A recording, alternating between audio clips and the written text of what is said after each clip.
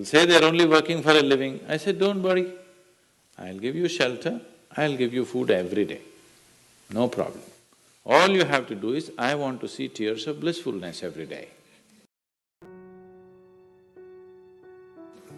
That's all the requirement. You don't have to do any work, you don't have to serve me, you don't have to produce anything, nothing.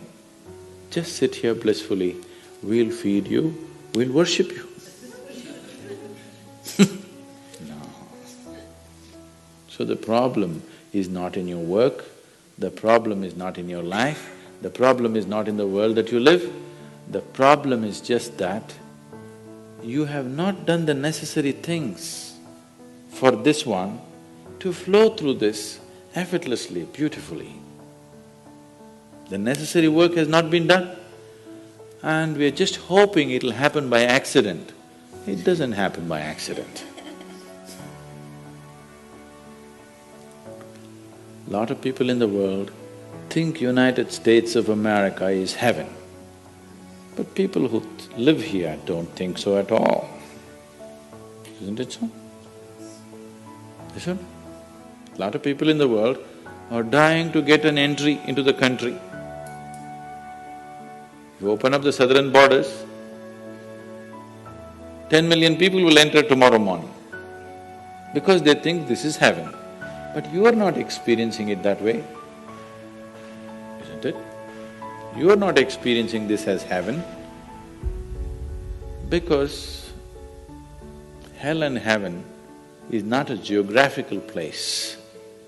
Hell and heaven is what you make out of yourself, isn't it? Too much talk about heaven has been going on because there are too many people who made a hell out of themselves. If you had made a heaven out of yourself, would you talk about going to heaven?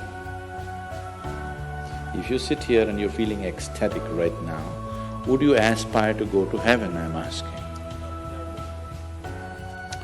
Once it happened, early 20th century,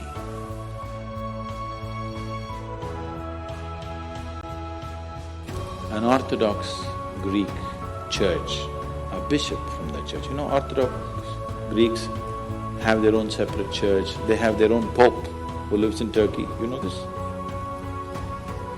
So a bishop from this order had heard so much about Indian mysticism and he wanted to go to India.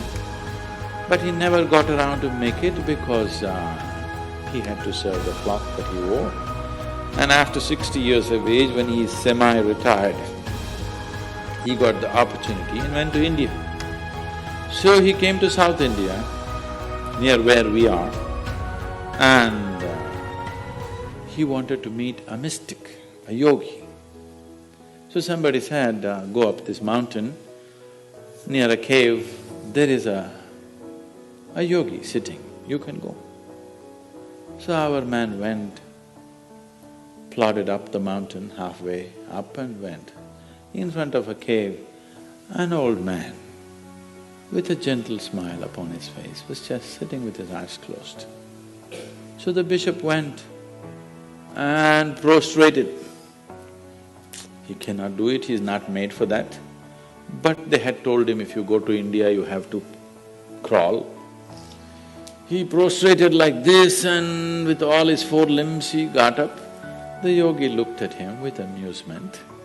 Obviously, he has never prostrated anywhere before and he smiled. Then the bishop said, I am like this, I am a bishop. I have served in the church for so long, but I have a few questions, can you answer? The yogi smiled and said, yes, please, whatever the question. Then the bishop asked, what is life? At the age of 60. What is life?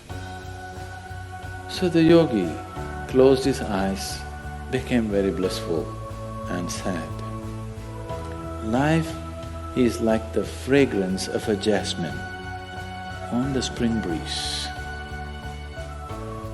And tears of blissfulness flowed out of his eyes as he was saying this. Then the bishop said, no, no, no. Our Pope has told us, life is like a thorn and we must renounce it.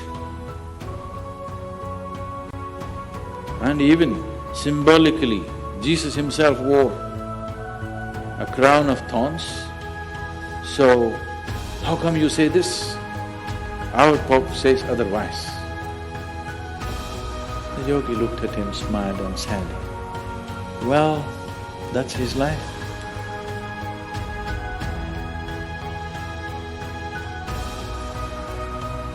So, what you make out of it is not because of where you are, what you are, it is just what you make out of it, isn't it? So, have you created the necessary mechanism? Have you created the necessary system? Have you created the necessary ingredients within you to make this like the fragrance of jasmine on a spring breeze and not a thorn? If it's a thorn, we must pluck the damn thing out, isn't it? Isn't it so?